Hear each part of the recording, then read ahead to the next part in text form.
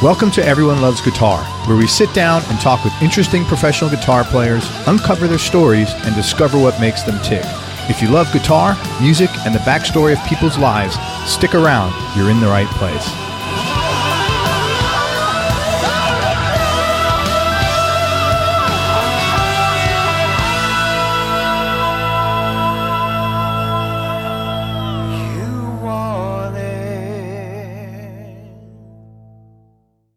This episode of Everyone Loves Guitar is brought to you by Taylor Guitars and their new Grand Pacific Round Shoulder Dreadnought. Powered by Taylor's breakthrough V-Class bracing system, the Grand Pacific gives you a warm, seasoned sound with clear low-end power and notes that are stronger, longer sustaining, and more in tune with each other all the way up the fretboard. Make sure you check it out online at taylorguitars.com, then go out and play one today. That's the new Grand Pacific at taylorguitars.com.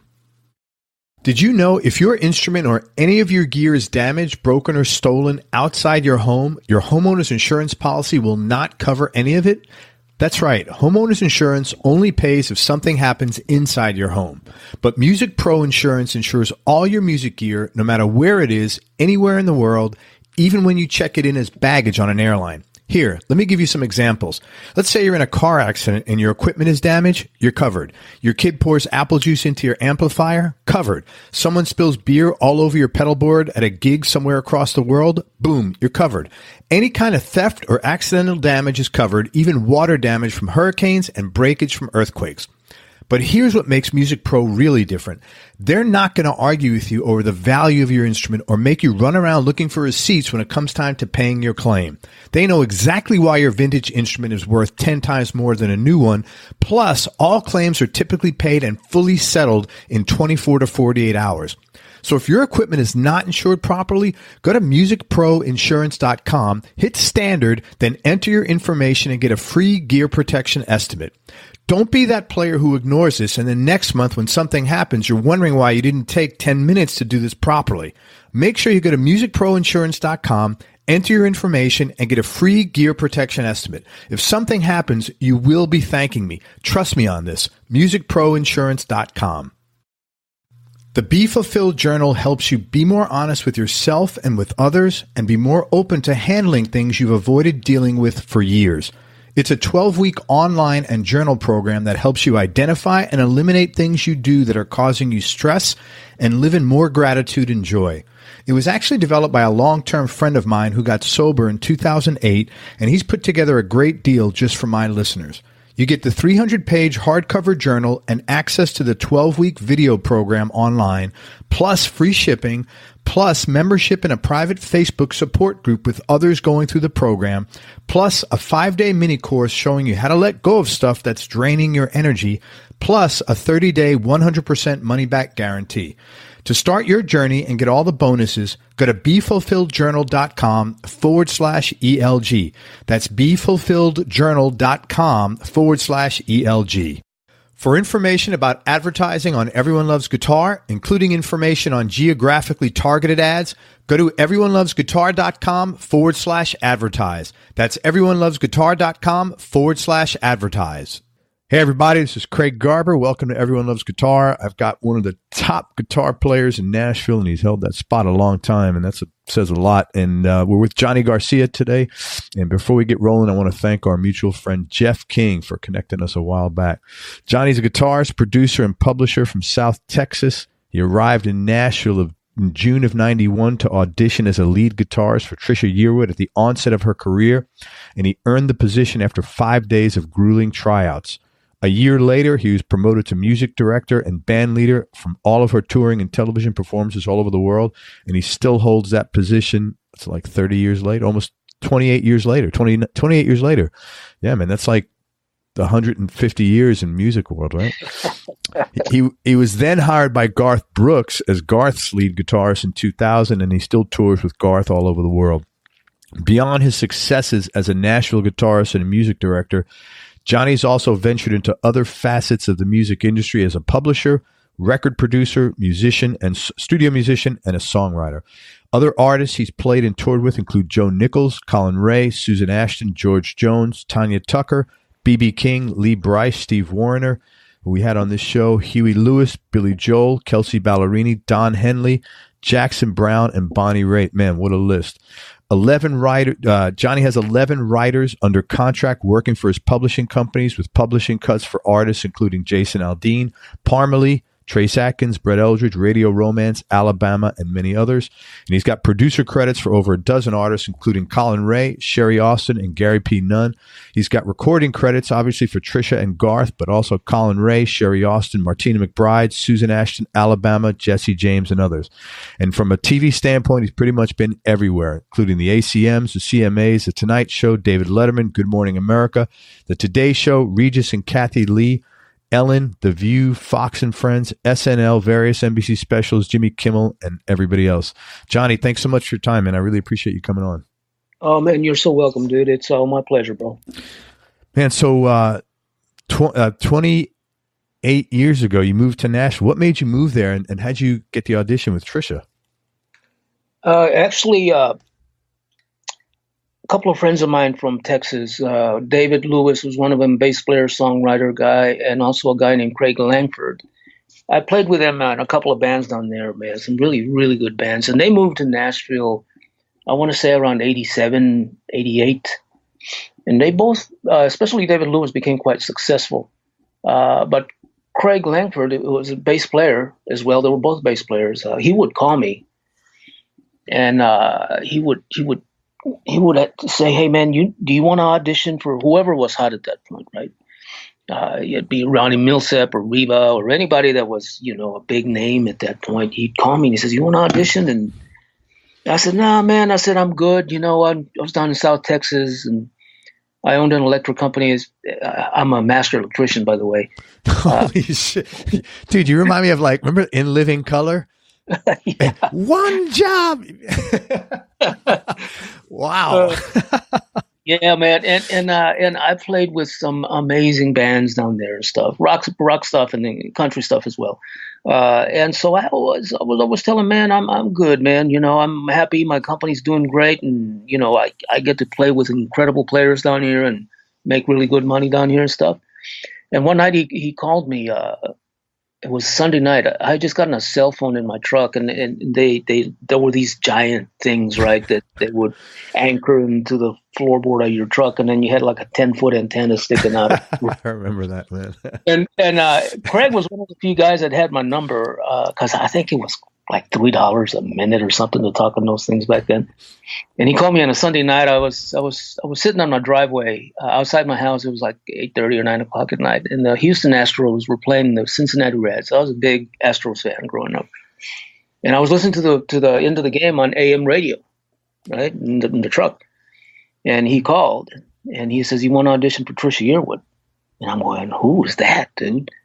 He says, "What do you mean, who's that? She's got the #1 song in America. Don't you listen to country?" I said, "No, not really." I listened to AM radio to listen to the Astros, and then I listened to talk radio, because I became a conservative-minded fella at a young age. And other than that, I said, if I'm listening to FM, I listen to rock stations, man.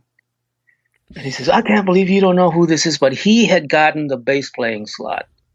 And they had already auditioned 3 days of guitar players. So the whole band was intact. Every piece was intact except the lead guitar guy. She didn't like anybody in 3 days. And then so they were going to have another 2 days in about a week from then was the story. And so we hung up. He was actually kind of pissed off at me because he would keep telling me that I was wasting my talents and that I could get a job for with anybody and all this stuff, and said, "Hey, I'm happy, dude, bug off." And I ended up listening to the game, and we pulled it off. I think it was 3-2 at the end there. Went inside the house, and I had a late dinner with my wife there, and then I got in my truck the next morning to go to work to my office, and not only was my radio on FM as when I turned the truck on, but that song was playing, "She's in Love with a Boy," that he was talking about. Wow. And I yeah. outside on the side of the road there by my house, and I just listened to this song, and I just kind of had chills all over me, man. And it was something. It was kind of like I'm a real spiritual cat, man. So it's kind of like some sort of calling for me. So I called him right there then at 6 a.m. and woke him up. And he says, "Damn it, man, what the hell are you doing calling me at 6 a.m.? I'm a musician." He said. And I said, "I'm in, man. Tell me what I need to do." So he called me later that day, and it was complicated. Back then, they FedExed me a tape that got lost and got delivered to the wrong place. And I ended up not really knowing the songs before I came to Nashville because the tape was like 6 days late, cassette tape, you know, and I could say, "Well, send me an MP3, man." You know, yeah. Man, just to let you know, when you told me that, I got goosebumps myself. So I could totally get it. Like that, this is like the universe speaking to me, man, how you probably felt. So, yeah. Check this out, dude. So I had them FedEx the tape to my mother's house. My dad had just passed a few years before that. So my mom was by herself there. And back then you had to sign for FedEx, right? So I didn't have them ship it to my office just in case none of us were there. And so, so on Tuesday, this was on Monday, on Tuesday, I came by my mom's house afterwards to say, "Hey, Mom, did you get a FedEx package from Nashville, Tennessee?" She said, "No, son, I sure didn't." Wednesday evening, again, I came by, nothing, right? So I called Nashville and I said, "Man," I said, "Did you guys send a tape?" "Yeah." "Call this number. There's a tracking number." So I called FedEx and they say, "Yeah, Johnny Garcia signed for the FedEx package on Tuesday at 10:12 a.m. or something like that." I said, "No, man, you didn't sign." "Yes, you did." I said, "Wait a second, dude. I'm Johnny Garcia. I didn't." "Yes, you did." And so it just, we kind of ran into a wall there and stuff. And so I asked them to please send me another one. Now it's Thursday, right after because they're rehearsing. They're about to start opening for Garth in a week. So now it's Thursday, right after rehearsals. They're going to run and drop another tape for me to get on Friday. And they missed the deadline. And so I'm screwed, right? It's like, oh, no. I said they didn't deliver on Saturdays back then. But I ended up finding, my mom says, "Go look around the neighborhood. Maybe somebody else got it." And they're right across the street, the single mama and a little boy were just moved in there. And the little boy's name was Johnny Garcia, and he signed for it. Oh, my God. That's hilarious. And the little dude wouldn't give it to me, man. He's like, "Hey, it's my tape." And he actually tried to attack me at his little house there and stuff. And he wouldn't cough it up. His little friend finally found it inside his pillowcase, man. That's how dear the tape was for him. So I made a copy of it real quick, and I could hear him screaming across the street, man. Oh, my gosh.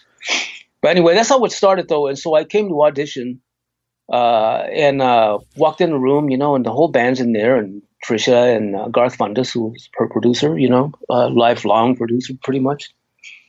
And I think I scared the shit out of everybody because apparently back then I used to look like a murderer or something. Everybody said, "You look mean as hell, man." And I thought I was the nicest guy in the world. But anyway, I think the first song, I actually played the wrong intro for the first song. I played the intro to another song that was an E flat as well. And so, I said, "Oh, man, I'm toast." And I finished it. I corrected myself. And at the end of the song, I said, "Hey, I know I played the wrong intro. If you guys want to hear the right one, I'll be glad to give it to you." And Trisha said, "Like, no, man, that's cool."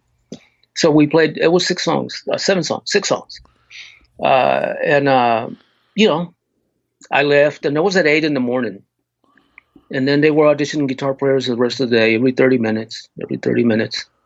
And then the next day they were doing again, every 30 minutes, different guys. So at the end, they couldn't make up their mind between me and this guy named Kenny Kramer, who's an awesome guitar player, man, great friend of mine. Trisha wanted me, Garth Fundas wanted Kenny Kramer, and the band wanted me too. But Trisha was looking for a sound, and apparently I had that sound. I didn't sound at all like a Nashville kind of dude, and maybe that's what she was looking for, I guess. I don't know. So me and Kenny Kramer auditioned again that night on Tuesday, like at 8 p.m. But now they gave us 45 minutes each. But when I get back to the rehearsal hall, he was there, but the band or Trisha or nobody was there. They were out having dinner. And I rented an amp from there. It was a Fender Twin that I think they were the worst amps in the world to begin with. And this one was really bad. And Kenny Kramer had like this amazing 69 black phase Super Twin, man. I mean, super. And And he says, man, why don't you plug in if you like my rig, dude? And I played an E chord on it with my Strat, and it's the nicest E chord I ever sounded. So he let me use his rig. And so then the band came in and so forth. I went first, and then you had 15 minutes to do whatever you wanted to do. And I chose to do some instrumental stuff that was just real melodic, more ballady kind of thing. And so they end up giving me the job. Well, actually,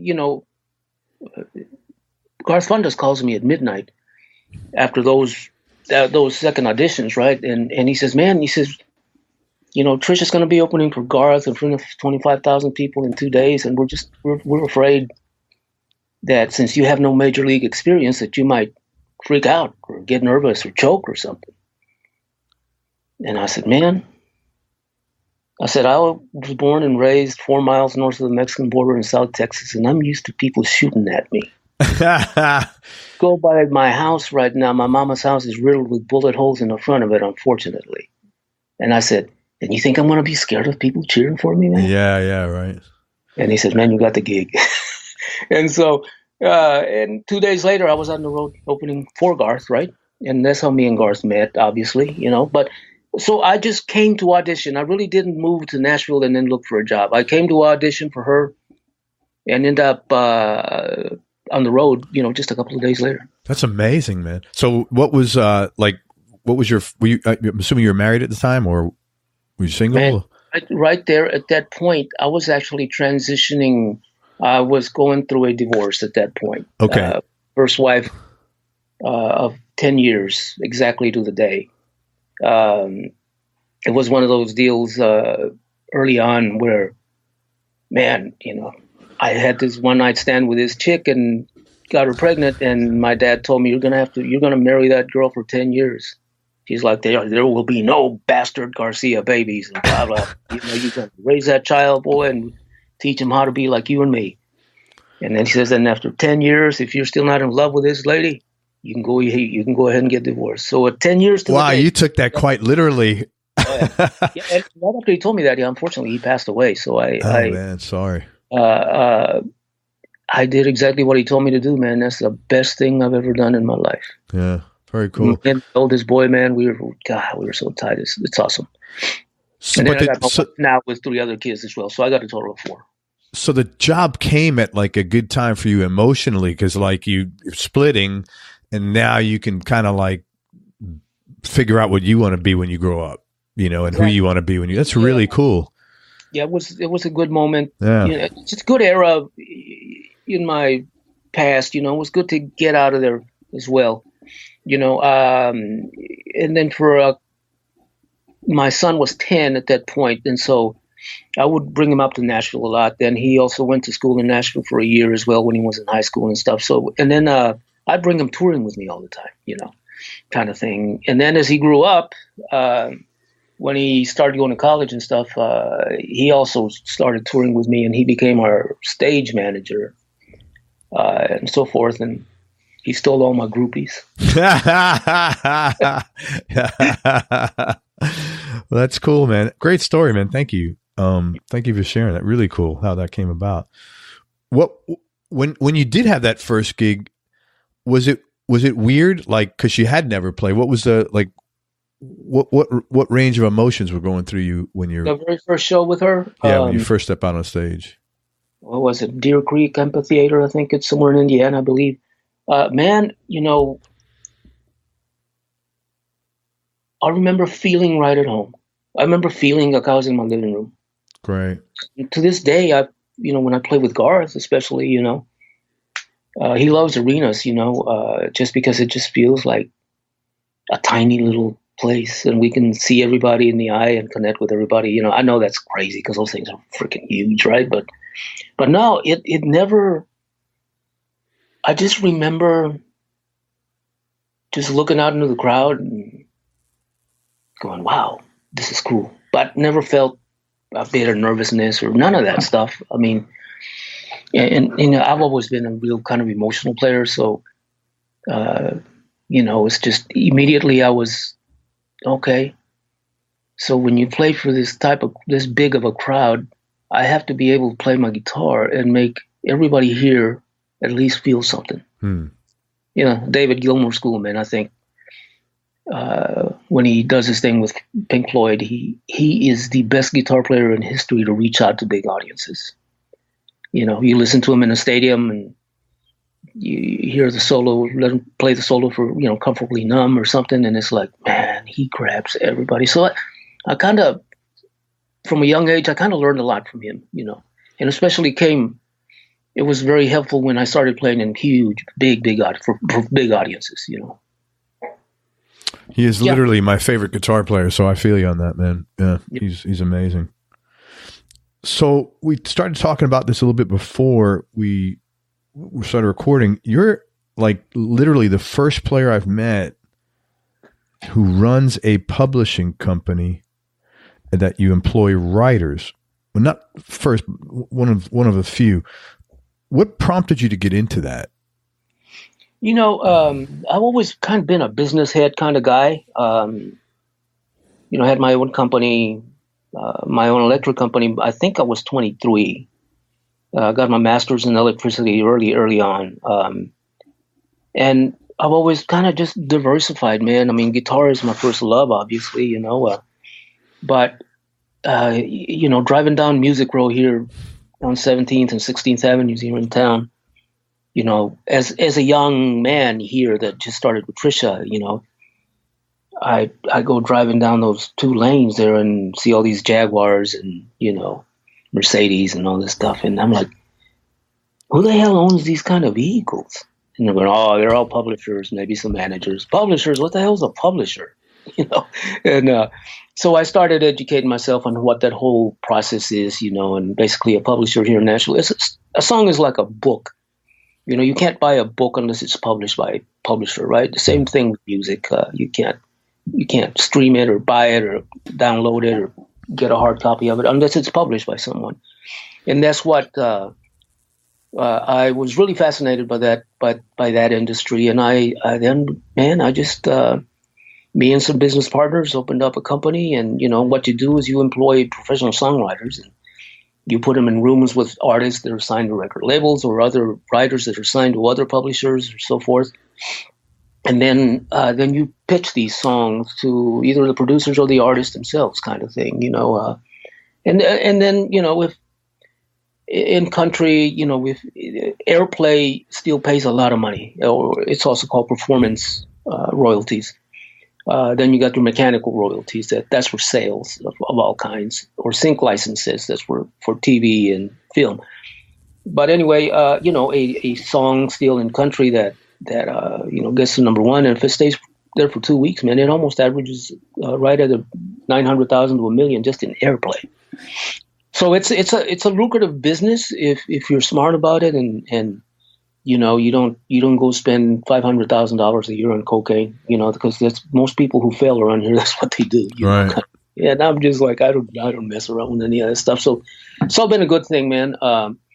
Within publishing companies, you also develop young artists as well, kind of thing. You get them under your wing, and you put them in writing rooms with top writers, and then next thing you know, you're cutting a record for them, producing a record for them, and hopefully get a record deal on it. So anyway, that's what that business is about, So it's and you have a building, and you have there's several writing rooms. That's all they're for, for writers to go in and to write. And then you have small studios in each one of those rooms, so that they can record their idea when they get done writing, right? And usually most of them have a little bit of savvy on how to record, at least to get in trouble with Pro Tools or something, but at least lay the idea down, kind of thing. And then if it merits a full-blown demo after that, then you do a full-blown demo with best players in town, or you do a scaled-down demo with just acoustic guitars or something. But I love that business, and I'm still in it and plan to be in that sort of business, forever.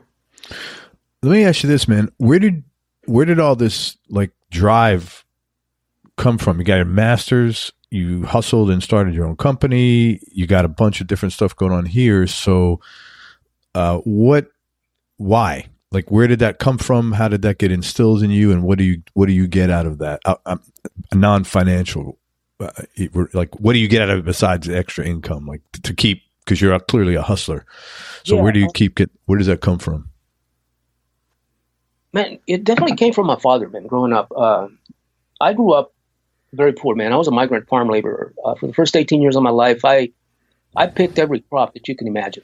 You name it, and I have picked that crop. So I used to work in the fields, cotton fields, potato fields, you name it, man. And I did that from early April through the end of November usually. And we would migrate around, to Alabama and did potato crops. Late in August, we'd go to Ohio or Indiana, did tomato crops there, and Michigan to do the apple crop even after that. And until it started freezing everywhere, then it was time to go back to Texas, right? But during those years, man, my daddy, man, there was no such thing as a lazy kid, man. That wasn't an option. He was an amazing man. Like I was saying earlier, I lost him when I was 20 years old, man, which was, my world turned upside down when that happened because it was sudden.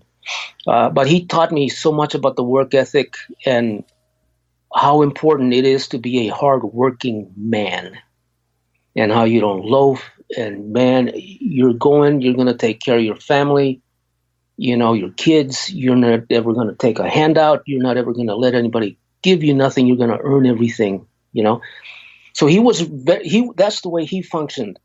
And so without even, he used to tell me and my two brothers that, but just watching him do his thing, I just became him. Yeah. And so, man, that's where my work ethic came from, man. And also, if you're a musician in Nashville, even if you have a pretty decent gig, man, touring, you're going to get by. You're never, going to be like, oh man, I'm going to be able to retire at some point, because, you're lucky to make 40, 50 grand a year, right? Now, I must say this, that I'm very, very fortunate because my two bosses, which is Garth and Trisha Yearwood, are very, very generous. And for a long time, they've super taken care of my family. But I'm just talking about, your average example, sure. Right? So you always have to do something, if you're just a musician here, you have to do something to supplement, right?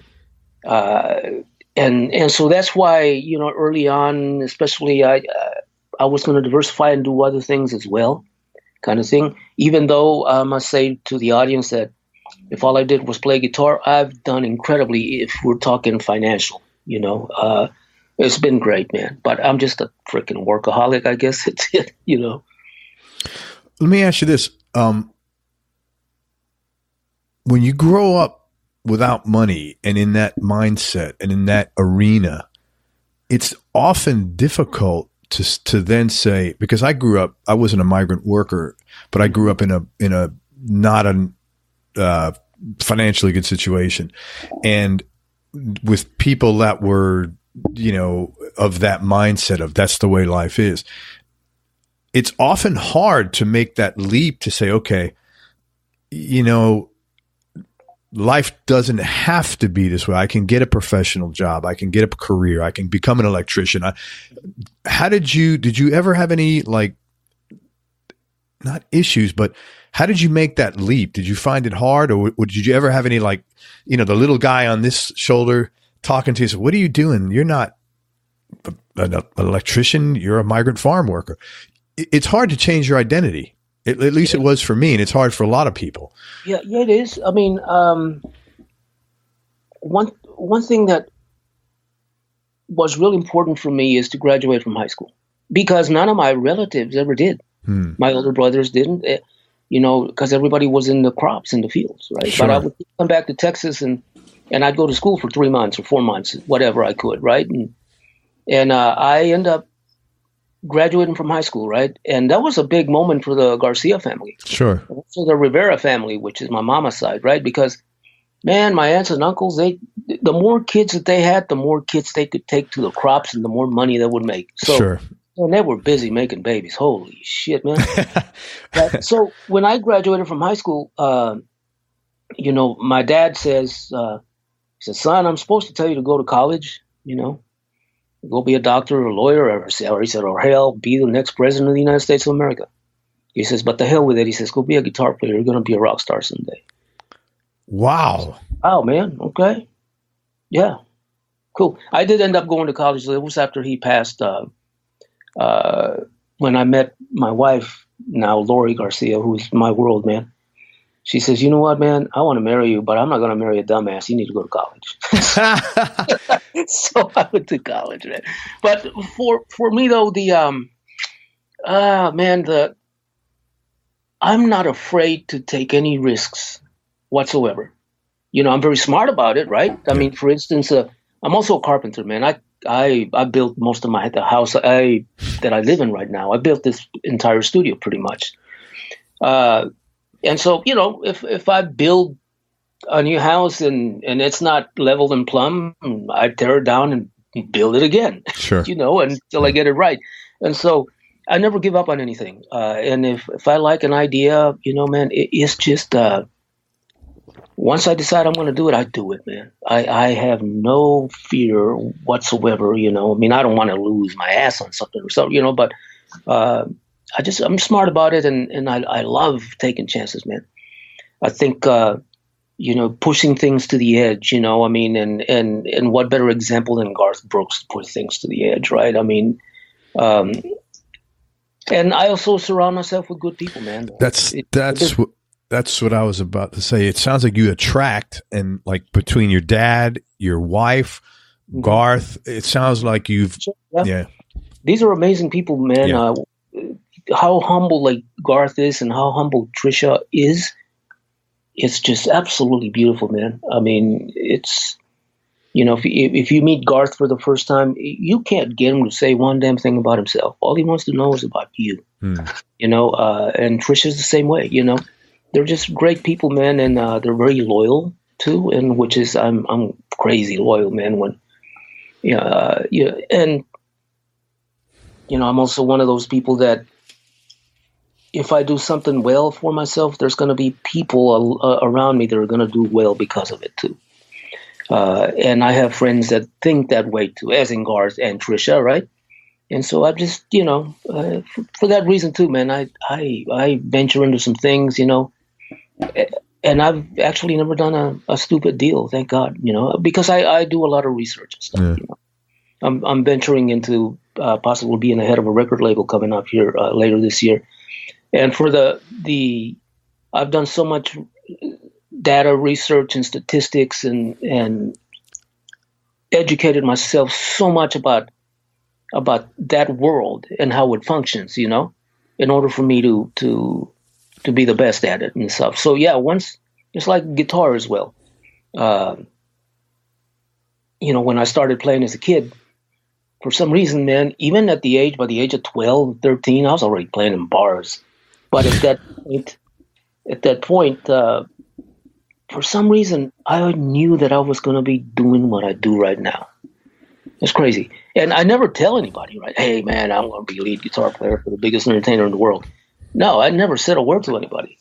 But I knew that was coming in the pipeline, kind of like God had put his, he put this in my schematic or in my blueprint, maybe 1,000 years ago. And right. I believe that like every member in Garth's band is feels the same way, man. It's just, we're just kind of vessels delivering what the big man up there wants us to deliver, because there's something else going on in that stage, bro, that's of another plane or another existence. There's some heavy stuff going up in that stage, man. That's cool, man.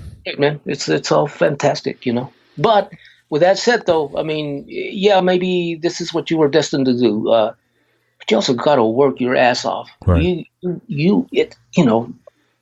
I'm not one of those guys. Oh man, here you're gonna go do this. No, you're gonna be the best at it. And even in my years as a migrant farm laborer, we lived in little 10 by 10, shacks. No electricity, I mean, forget about running water and all that kind of stuff, right? But my dad was a guitar player as well, and so was my older brother. Okay. So we had a guitar everywhere we went. And so we were playing forever, man. I mean, all the time. If we had electricity, my dad would let me play learn like a song on a record player. I had to be in bed by 8:30.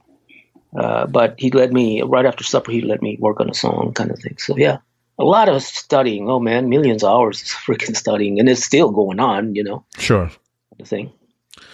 That's good. Thank you, man, for sharing that. It sounds like you had some really, really good habits instilled in you by your dad, man, as far as how to approach something, how to, have the discipline to attack something, to commit to something, to think things through before making a decision. Those are great coping skills that very few people really are allowed to, I get, from somebody. That's kind of the shit you got to learn on your own the hard way. So that's awesome, man. Yeah, he completely paved my path, man. Yeah. As a person, as a worker, as a musician, and then to losing him at the age of 20, and then he got the flu all of a sudden, and he one of those guys that never go to the doctor, and I saw him in bed for 2 days, and he was just like the most macho dude, man, ever. He was like a freaking brick wall, And I'm going, Dad, man, you don't look right, dude. I'm going to take you to the doctor. And he had to say, and he'd say, boy, I don't go to the doctor unless I got gonorrhea. Okay. Well, Dad, I said, if you ever catch that shit, I know you didn't catch it from my mama, man. Yeah. So, so anyway, we did take him to the doctor, and it was too late, man. He had pneumonia and didn't make it. Yeah, I'm sorry. Yeah, but yeah, man, he just he gave you a lot of gifts, man. I'll tell you right now. And man, I'll share this one with you. It's when he died, at funeral, and he was in a veterans hospital because he went to Korea, but he was in a veteran hospital in San Antonio, which was 4 hours north of where we grew up. And we were all over there. We followed the ambulance, and we were there for a couple of days. And then the doctor at the hospital finally says, man, you know what? He's going to be all right. He's got it now. And my dad said, hey, man, go back to work. Oh, by the way, I was managing a hardware store at that time. He says, yeah, son. He says, go back to work, man. So I left about 4 o'clock in the afternoon. I think it was on the third day, maybe. Came home, and he didn't make it through that night. He took a bad turn, obviously, but he woke my mama up, man. And my oldest brother Simon, they were sitting in chairs asleep, in the hospital room. And he woke them both up, and he says, hey, tell little Johnny not to ever quit playing. He's going to be a rock star someday. And he closed his eyes and he died. Holy shit. I didn't know this. My mom told me this, like 3 weeks later after that. That's the last thing he said. He woke us up to tell us that. Wow, that's heavy, man. And so then I saw my oldest brother later in the day. I said, hey, man, what's the last thing my dad said? And he told me exactly the same thing, right? But Dad was really proud, right? Because he thought that I was quite gifted. And, we were all guitar players, my brothers and himself. My dad was awesome guitar player. And so, fast forward, to about a year and a half ago, we're playing at Yankee Stadium, Garth, and it's going to be televised all over the place and so forth. The whole show is. A couple of weeks before the show, Garth comes up to me and he says, hey, man, he said, I want you to start Yankee Stadium by yourself. He says, no Garth, no band, just you. And I said, I ain't scared. What do you want? He said, man, Star Spangled Banner, a la Jimi Hendrix. Holy smoke. That's so cool.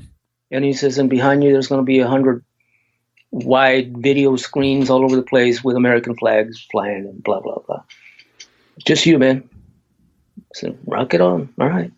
So I said, oh, damn, I better start working on a cool version of this thing, right? So when we get to Yankee Stadium, it was raining, man, all the time we were there. We did 3 nights, about 2 shows. And so I go to the lights out at Yankee Stadium, right? Complete lights out, all the audience lights and all the stage lights. And I find myself to the center of front, at the very front of the stage. There's a white X with gaff tape. That's where I need to find it and go stand there. And right underneath me, about 10 feet below, on the ground, is guys with headsets. And when I'm ready, I give them a thumbs up. And then every spotlight at Yankee Stadium just zooms in, right? And everything's still dark except for the spotlights. And I tear into it, kind of thing. And but I took a second, or a few seconds to just absorb and reflect and look all around the audience. Just kind of take it in, right? And then for some reason, I felt compelled to look beyond the seats in the back. And my dad was there. And that's the moment he was talking about right before he passed. You felt like his spirit with you right there. I actually saw his image right over the seats. Wow. And I just looked at him and I gave him a thumbs up because I just give him a thumbs up, right? And I thought, this is what you were talking about. But when I gave the thumbs up to him, every single freaking spotlight hit me, because that was my that was your cue, man. To the guy right below me, and I go, oh shit, I gotta play now. But anyway, man, that's just one of the, memory banks of all my career. That was the night. That's very cool, man. Thank you for sharing. That's great, man. I grew up not far from that Yankee Stadium where you were playing. Yeah, that's what I thought. That's why I asked you earlier if you were north right now. Yeah. I'm originally from New York City. I'm originally from the Bronx. Yeah, not far from there, man. In fact, the hospital I was born at was real close. Man, is there anything in looking back, if you had to give yourself advice as a younger man, anything you would have told yourself that would have made your life easier? Any personal, business, anything? In the personal situation, again, doing what my dad told me to do was to marry my first young lady, and raise my first son. Was the best thing I've ever done, right?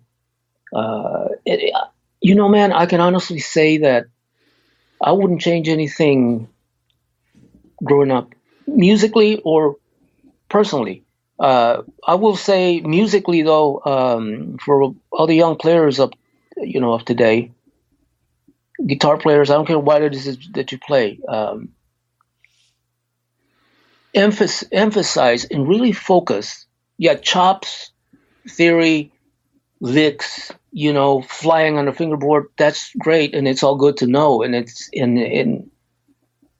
but focus a lot on your rhythm, your feel, because that's what makes people feel good, man, and the emotion behind your playing, So I hear so many players that can play chops forever, but they got no rhythm. Their internal clock is just not good, They rush through this, they rush through that, transitions, and it's just really develop your internal clock and rhythm. I didn't focus on that till I was older, maybe in my later 20s. I wish I would have done that earlier. But yeah, that's the only thing. Other than that, man, the ride has been really good. Very cool, man. Hey, let's talk about gear for a few minutes. Okay. What's your go-to guitar, and what other guitars might round out your next few?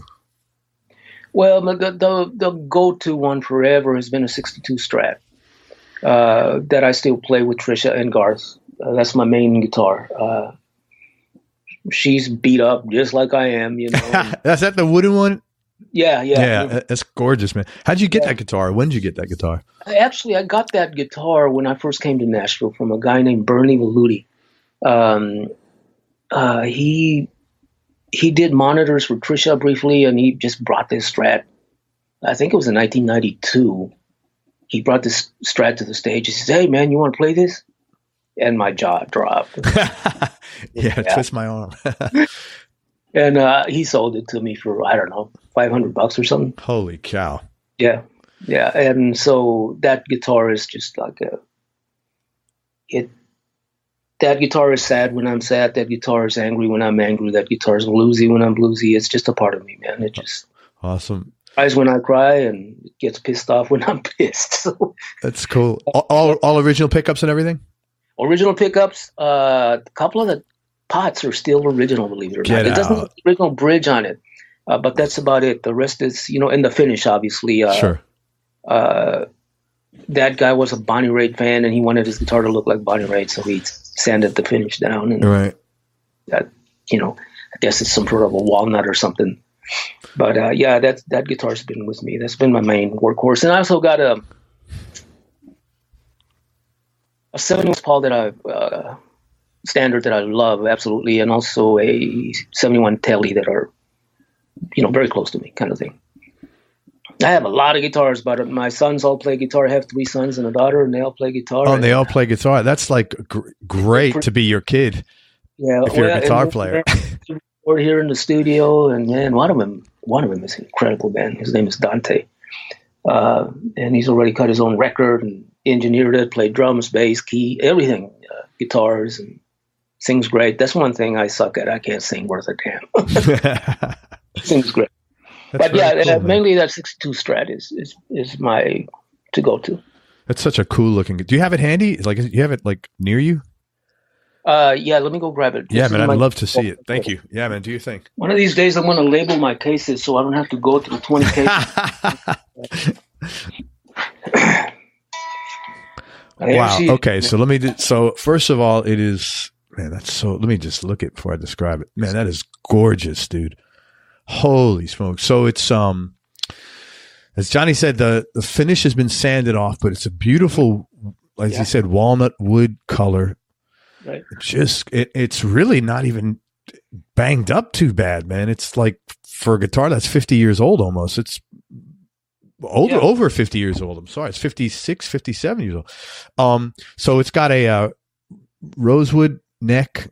Rosewood neck on it, yeah. And a thing to tell the man, guys who play strats, that little guy right there is an alembic, what do you call it, Stratoblaster? It's like a little boost. Mm. Man, it is fantastic. It just adds a little more punch to that single coil kind of thing, and you can turn it on and off if you just want that twangy rhythm, you turn it off. But for solos, man, it really soars when you kick that sucker in, man. It's just that little extra thing, That's really awesome. And is that wired to all 3 pickups or just the? It is, yeah. That's really, so there's a little boost switch on there, and the jack is in the front of the guitar like an SG instead of on the bottom, probably to work with that switch. It's in great shape, man. Yeah, it is. And Garth runs into me. He runs about 30 miles an hour on stage and knocks the shit out of his guitar. It's in great shape, man. It really is. That's gorgeous, man. That is so cool.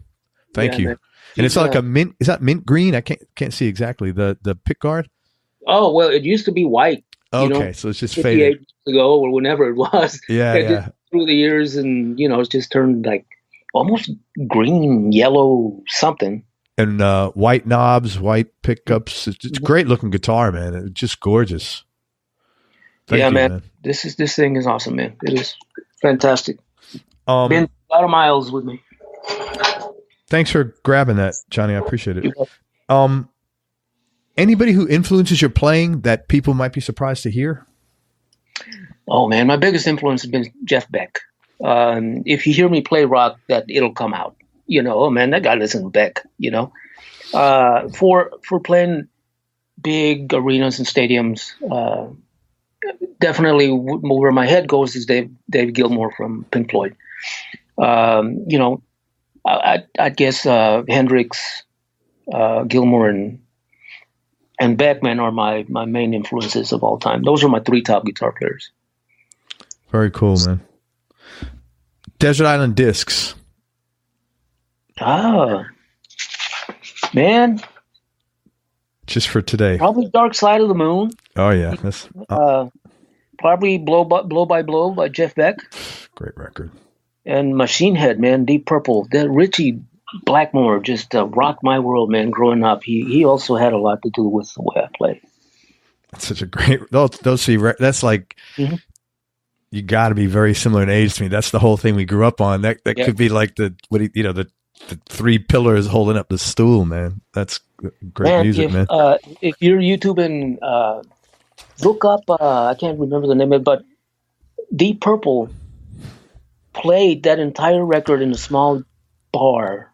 I think it might have been in Japan before this record came out. And dude, those guys were so on fire in that little tiny club. It was insane. It was, I mean, John Lord on that B3 with a Marshall Stack and Richie Blackmore going at it. Amazing. Ah, man, I've seen that live thing, and it's some camera up in the front and, just recording live, Is it under Deep Purple Machine Head or Deep Purple Machine Head Japan or? I forget what it's under, but it's like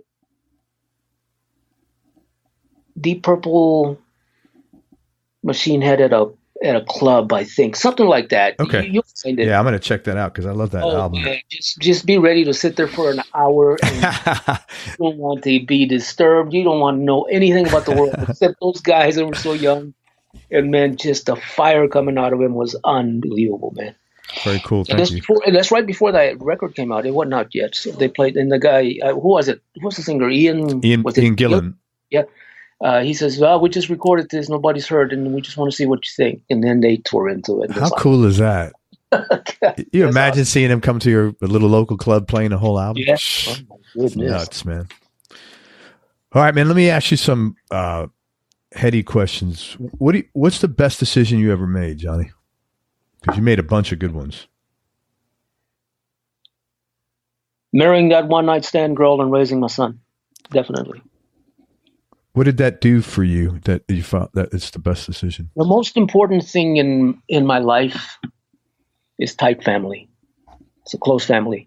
My wife, Lori Garcia, and I, we've got three kids, and then we got Chris from my first wife, and Chris and Mateo, Dante, and Mia. They're as close as can be, and it's just awesome. All that matters to me, man, at the end of the day is, after I die and whatever, is how close my family stays. Yeah. My wife's side of the family, man, I've never seen a family that's as beautiful as hers. I mean, they're just so together, so tight. They talk to each other all the time. And so, yeah, man, that's what's at the top for me. Very cool. So that allows you to cultivate that. Garth are at the top too, right? But, sure. No, but family comes first. I hear you, man. What are the things you've learned most about yourself throughout this journey you've been on? That I'm very honest to myself. I'm very honest to people. If something can be done better, I'm always the guy to go get it done better, even when nobody's looking, nobody cares.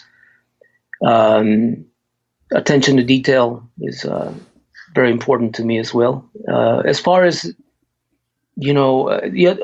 also is knowing just how to be a good guy in the bus, especially, man, just being a good person, man.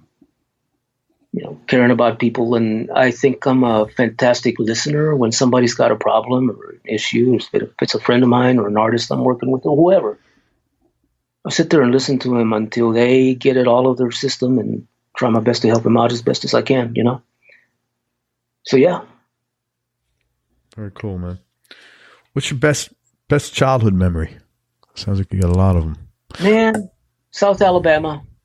Maybe from the ages of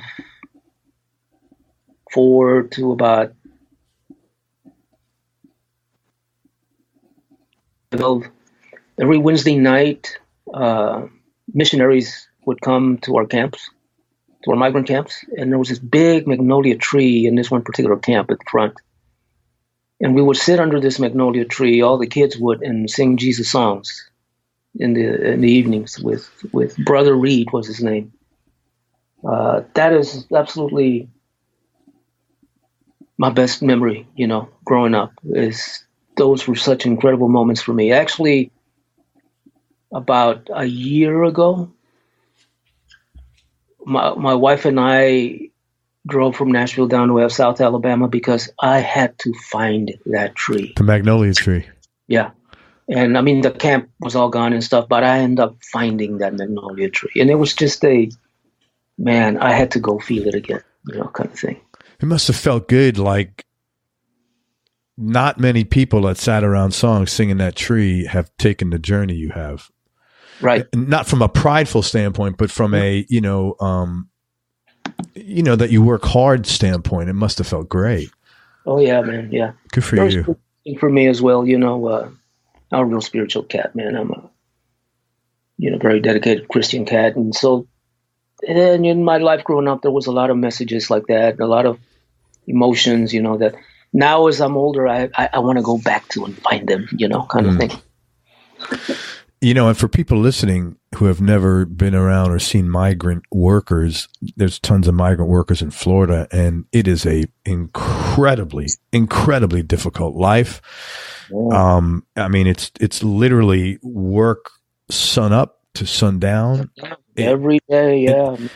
Every Monday is the same as Tuesday. It's the same as Wednesday. I mean, it is a very difficult life, man. So I give you so much freaking credit to have been able to leave that, to come from that and leave that behind. That is really, from my perspective, a tremendous, tremendous accomplishment, because when you are rooted in a certain mindset, it is very difficult to leave, man.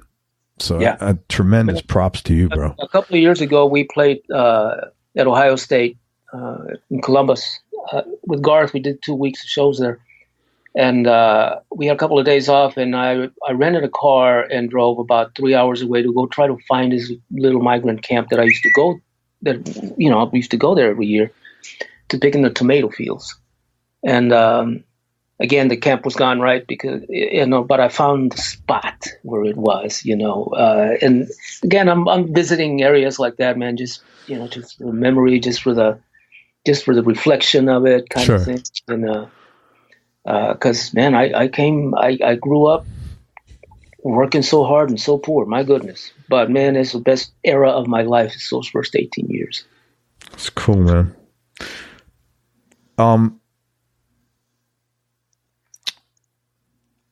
Biggest business or personal win?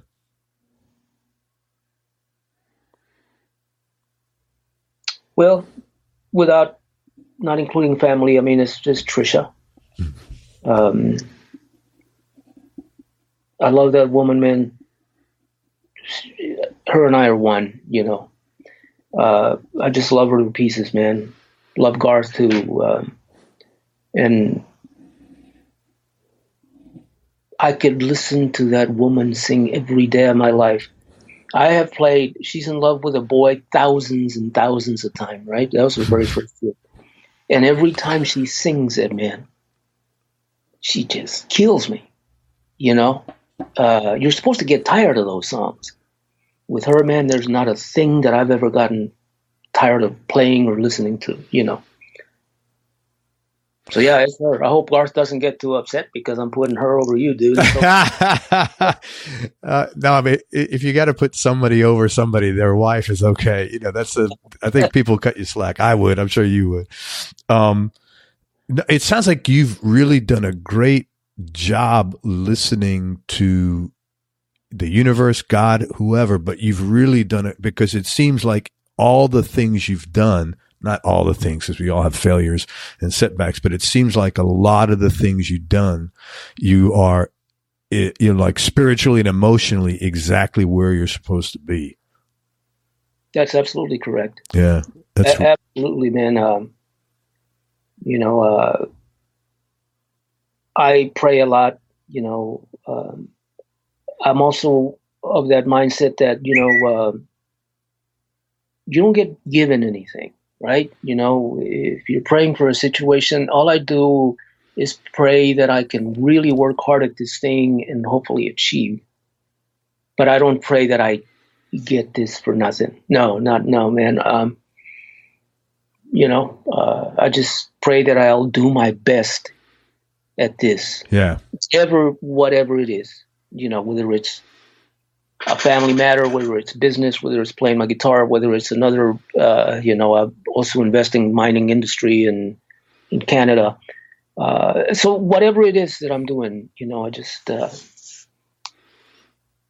try to be smart about it and really work my ass off, man, every day of my life. When you and I get done here, I got to finish mixing 2 songs today.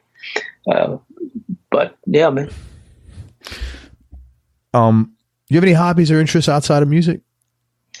Hobbies. It used to be golf, but that's not even a hobby. That's recreation. Well, let's just say this. My wife and I, we love to build shit, man. I mean, she's as handy as I am. We love construction. Like I say, I built most of this house myself,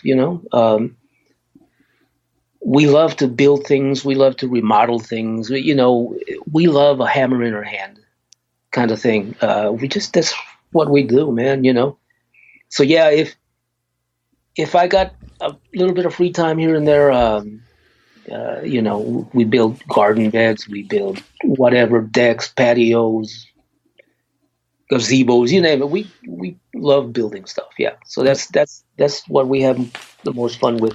And now that the kids are gone, man, now we actually go to the bar and act like we're dating again. Dude, I'm with you on that, man. Isn't that great? It's awesome. Man. I know. I feel very lucky that we hung in there and everything was cool and we actually like each other, man. That's a gift, I think.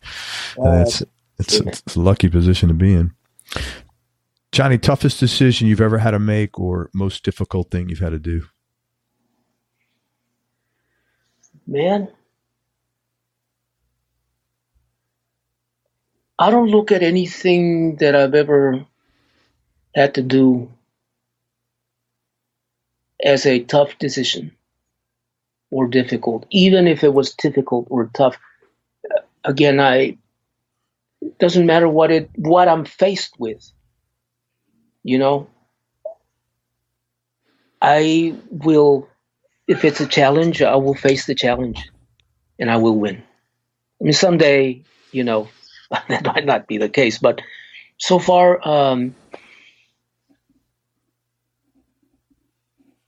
the decision to come to Nashville to audition for Trisha is the best decision I've ever made, musically, obviously, right? Sure. My career.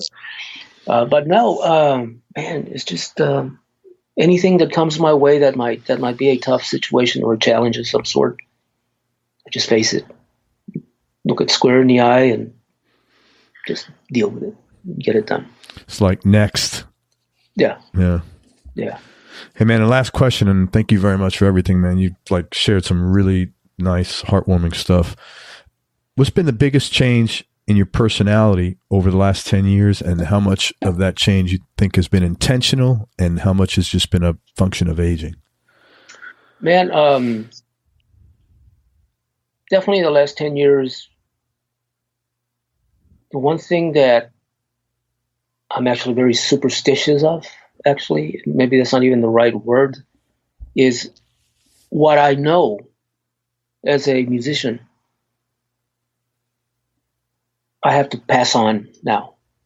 Like, for instance, I never have a minute off in a week, usually. If I'm in town, if I'm touring, it's easier, right? But if I'm in town, because of my businesses and studio world and all that stuff, I don't have any time off. But if a kid comes up to me, I say kid, could be a full-grown musician, and asks me for a guitar lesson, for instance, I don't care how busy I am, I'm going to give it to him. Because I have to pass on, somebody passed it on to me, If a young songwriter, young artist is asking me for advice, I'll do everything I can to help them, because somebody opened the door for me. That was Craig Langford way back in the day when he called me to audition for Trisha, right? Your bass player friend, yeah. Mm-hmm. And so it's really important for me to help other people in the music industry. I can't shut a door for anybody, kind of thing. So lately, in the last few years, I'm very compelled, and it's important to me to pass on what I know and how to make a musician or an artist even better than they think they could ever be, kind of thing. So yeah, I'm real passionate about that sort of thing. That's right. I might get asked, thousands of times. You may get a bunch of freaking emails now. People be hitting you up on, hey, I heard your interview with Craig, and I have some questions. You can't say no to a guitar lesson, and you're not going to take any money either. What are you doing Thursday at about 5:30? I guess giving you a lesson, right? Dude, thank you very much for everything. I really enjoyed this. I'm glad we finally got to connect. Man, thank you for sharing all this stuff. I'm really happy to hear and for you to share the road you went on. It's extremely inspiring, and you should be proud of yourself. I know you are. I know you don't look at it as pride. You look at it as like just shit you had to do, and I get that. But thank you, man. It was really cool. And I just want to tell everybody, come check out Johnny. He's out with Trisha Yearwood for the next, you said 2 years? It's a big, long tour? Yeah. I've been with Garth the last 20. I've been with her the last 28. But she's out doing her own tour now, so I'll probably be doing more of that than doing the Garth thing. But with that said, I might do some of both kind of thing if it's doable kind of thing. So I love playing for both of them, man. It's been amazing to play with Garth and her. And at worst, I'll be back with Garth in a couple of years when Trisha's tour's over, kind of thing. Very that's cool. What we agreed on. But he said unless he's pissed off because he doesn't like whoever. Well, man, hopefully you come down this way and I get to connect with you. Listeners, a Strat story real quick. Man, yeah, definitely. And then I'm out of here. In the 80s, down in South Texas, I could say I had an electric company. We had a service call in an old farmhouse out in the middle of nowhere. And all my guys were out working another job site. So I had to go do this one. And this old guy lived there by himself in a house, probably 800 square feet. And it had a crawl space underneath the house, was about a foot. And back then I was skinny as hell. I looked like Bruce Lee or something. And I had to run a circuit for he had a gas stove, a gas range, and they got him an electric range. So I had to run a circuit underneath the house, pop it through the floor and put a receptacle there to connect the range to, right? But as I was going underneath the floor, man, about 7 or 8 feet deep into the house, crawling on my belly, like slithering like a snake down there because it was so tight, I ran into a Strat. Underneath the house? Underneath the house. A sunburst Strat. It was out of the case. It was there sitting there covered in dirt. And I'm going, what the hell? That's crazy, man. So I backtracked with it and, got it out from underneath the house and then just laid it there on the grass.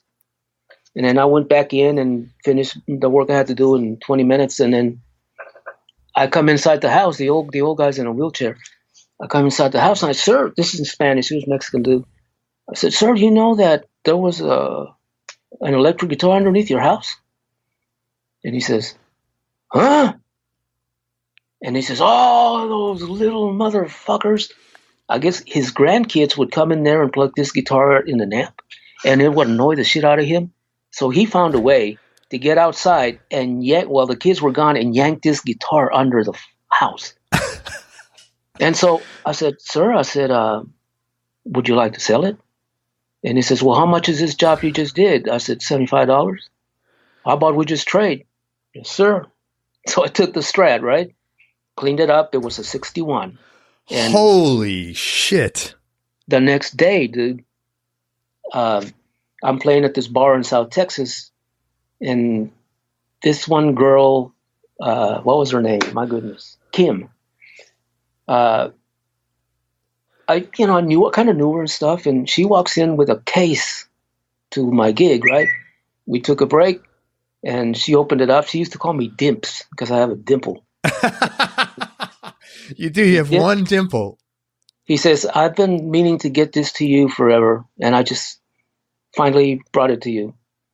And he said, it used to belong to my ex-boyfriend, but we've been broken up for years, and he doesn't want it. And I thought maybe you should have it. And I opened the case. It's another Sunburst. This was a 62 Strat, right? This is so you're getting inheriting these Strats. And I said, Kim, maybe I'll be glad to buy it for you. She says, no. I don't know if I should say this or not. She said, all you need to do is make love to me. Wow, twist my arm. Really? Seriously? Yeah, twist my arm, right? Yeah. Anyway, so that's day 2, right? Yeah. A 61 and a 62. 60. The next day, day 3, a friend of mine named Henry comes into the same bar I was at. We were like the house band, carrying a case. And I saw him come in the front door. And he says, man, Johnny, this belongs to my brother. He's in prison. And, man, he needs some money for the commissary real bad. Man, he opens the case. And, dude, it's a 63 Strat. He said, all you need to do is make love to him and you give it to him. How much money you want for this thing, dude? You know, well, man, he just needs money for the commissary, man. He's still got another 3 years to go, you know. And I said, how about, I don't know, $500, $600? What do you want? And this was in the 80s, right? So right before the crazy, you know, just market skyrocketed for Fender guitars. He said, no, man, just give me $125. Holy. And so I'm like, a friend of mine had a guitar shop down there. I took him to him like the next day, and he verified that it was 61, 62, 63. He makes a phone call to what was the big music store in Dallas? Shoot. So anyway, that guy, the owner of the store, comes in the next day and without seeing the guitars, writes me a $15,000 check. And I'm like, wow, man, I don't know. I don't want to sell him. And he makes it out for $17,000. And I'm like, wait a second. There's something here that I don't know about. So I sold it. I unfortunately sold the freaking guitars to him. And the next day, he sold them for $40,000. The 3 of them. Wow. So then that's when I'm like, what is going on? And that's when that whole, you know, crazy skyrocket value of Fender guitar started. Dude, that is the craziest story I've ever heard. It's so out there, man. It's like, yeah, it's way out. Oh my God. That is like, what is the chances statistically of something like 3 guitars, 3 Strats? 3 days, yeah. That's crazy, man. What a great story. Just so the audience to know, me and the girl did not hook up, even though. Oh, you did not? No, she was a hottie. And she was a hottie. Good man. Well, I would have had to cheat on somebody to pull that off. Oh, I hear you, man. You can't do that. Well, dude, hang on 1 second. Let me just say goodbye to everybody and thank you for everything. I really appreciate it. Great story to end with, man. Very cool. Everybody, thank you so much for listening. If you enjoyed this interview, please share it with a friend on your social media channels. We appreciate your support. Thanks again to Johnny Garcia for spending time with us. Go out and check out Johnny with Trisha and or Garth on the road. And make sure you go to everyonelovesguitar.com, sign up to get on our newsletter list so you and I can connect. And most important, remember that happiness is a choice, so choose wisely. Be nice, go play your guitar, and have fun. Till next time, peace and love, everybody. I'm out. We hope you enjoyed this show. If you did, subscribe to the Everyone Loves Guitar podcast, and you can do this online at everyonelovesguitar.com or on iTunes. And if you like the show, please leave us a 5-star positive review. The more 5-star reviews we get, the higher our show ranks, and higher rankings mean we get to continue speaking with cool, interesting guests on our show. We'll see you on the next episode, and until then, keep playing your guitar and have fun making music.